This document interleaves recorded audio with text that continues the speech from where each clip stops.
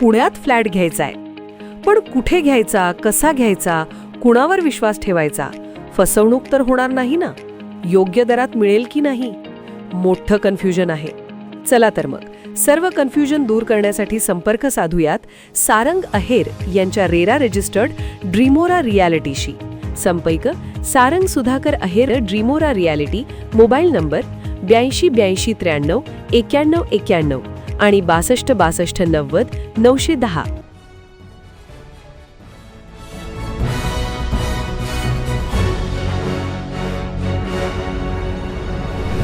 आपण पाहत आहात BCCN न्यूज.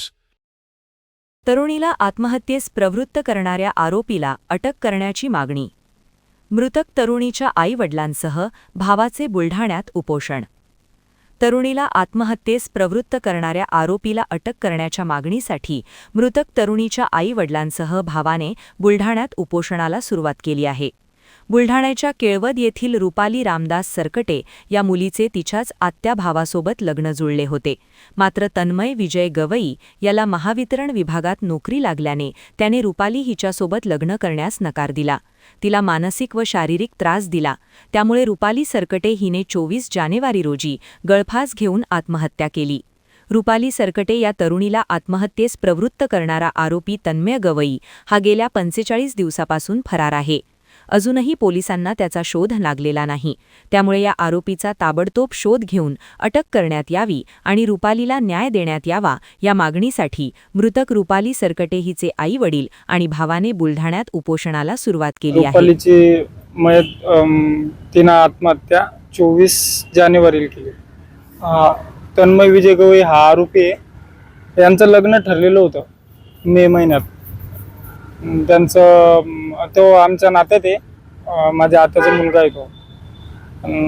त्यांचे प्रेम संबंध सुद्धा होते 2 ते 3 वर्षापासूनचे. घरच्यांनी लग्न ठरवून दिलं होतं मे महिन्यामध्ये. तो नोकरीला लागला विद्युत सहाय्यक पदावर, फायरमन. आणि नोकरीला लागल्याच्या नंतर तो तिला टॉर्चर करायला लागला पैशासाठी. त्याची माग होती, तिला पैसे मागत जाय, शिक्षणाला खर्च आला तर तिला पैसे माग जाय, उंड्याची माग होती त्याची.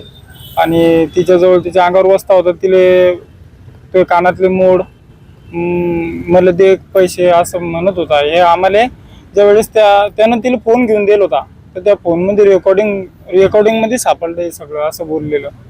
आणि तिला त्यानं लय टॉर्चर केलेलं आहे. रेकॉर्डिंगमध्ये शिव्यागाळ्या दिल्यातले भरपूर. मानसिक ताण जास्त दिला.